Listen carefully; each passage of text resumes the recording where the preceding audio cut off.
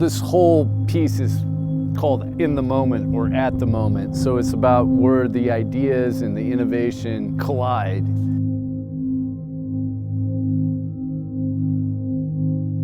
And so we have a figure in the middle that represents when you're in a zone, when you're the mind, the body, and the soul is one, and you're coming up with these ideas, you're holding on to the past, but you're giving off to the future. And I've got the triangle that's indicative of some of the artwork over here.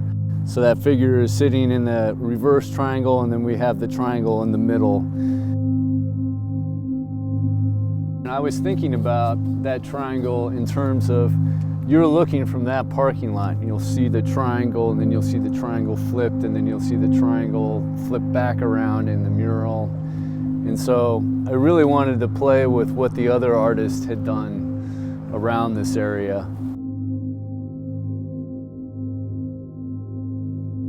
So this mural came about, the owner of the arcade district here, which is all the brown buildings around, asked me to come play on this particular wall.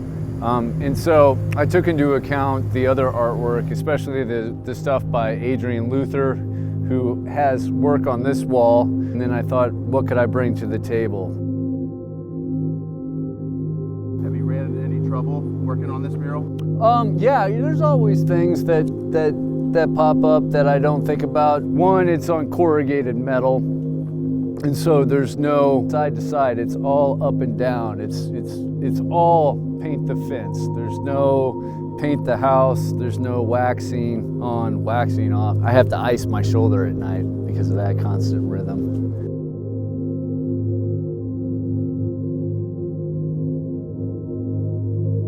It's a totally different movement, and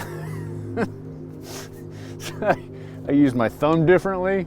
So the first time there's like an indentation there. The first 3 days my thumb was just it was tingling on the end. You know, the things you don't take into account. And then I was posting this on Facebook, and somebody said, I hope you took into account that this is a lot of extra space. Like, because it's corrugated metal, if you straightened it out, it would be probably twice the size. And I thought, oh no, I didn't take into account at all. It makes sense, but I didn't think about it.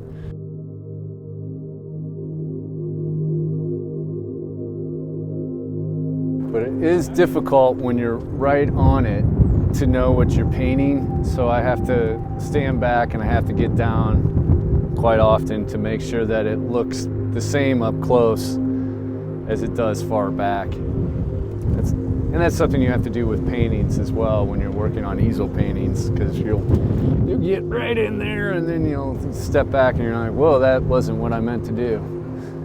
It looks different now.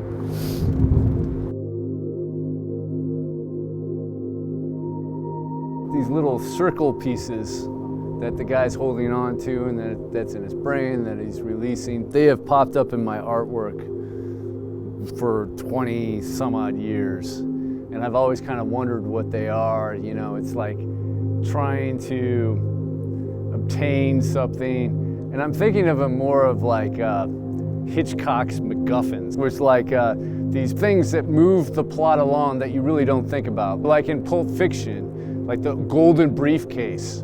The plot is moved along by this briefcase that you never really think about, but everybody kind of desires. And that's kind of what I think about as these little balls that are kind of appearing and reappearing, these little thought bubbles or things you're striving for. And what are you striving for? I don't know. Making stuff, I guess. Making stuff and being inspired by things and hoping that the things that I'm inspired by and I filter through will inspire others.